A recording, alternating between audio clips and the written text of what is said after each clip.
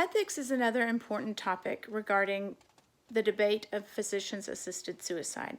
Some of the arguments for physician-assisted suicide are the autonomy of the patient. The autonomy of the patient is the respect for the patient's right to decision-making in regards to their medical treatment or lack thereof.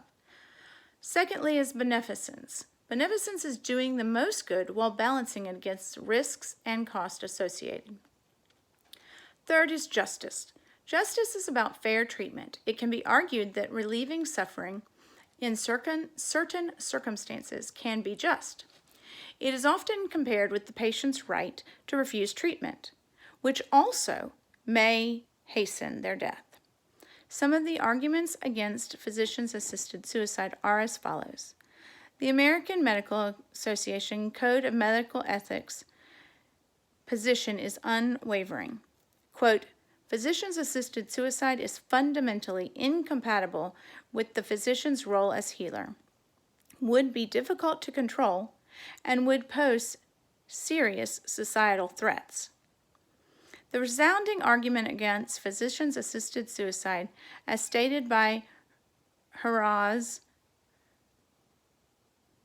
is that it would be in, quote, violation of our important ethics principle of, first of all, do no harm. Lastly, physician-assisted suicide has been criticized in the past for offering no protection against those with depression from choosing suicide instead of seeking help for the underlying medical condition. This leads to the discussion of additional legislation or additions to present legislation. The first potential new legislation is in regards to mental health. In an article by Benjamin Shibata, published in the Journal of Legal Medicine, Shibata reasons that promoting palliative care is recommended to offer support in areas where physician-assisted suicide might fall short of being able to deal with depression. Palliative care is equipped to confront the challenges that cause patients to seek physician-assisted suicide, and it may prevent individuals from wrongfully partaking in physician-assisted suicide. Many states are considering adding a psychological screening or a palliative care referral to the requirements for physician-assisted suicide in future legislation. This could answer the questions surrounding physician-assisted suicide and mental health patient misuse. The second potential new legislation pertains to minors. As stated above, all present legislation, aside from Montana, have a minimum age requirement of 18 years.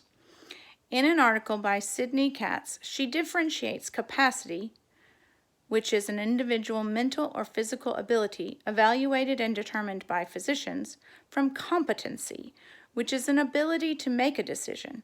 Only a judge can declare an individual to be legally competent. She states that based on the cognitive development and death recognition research of children, the American Academy of Pediatrics Committee on Bioethics supports the findings that minors achieve decision-making capacity at a much earlier age than is recognized legally. Based on this research, Katz believes that it must be recognized that children also have an interest in the possession and control of their own body when they are burdened with endless suffering from a terminal disease.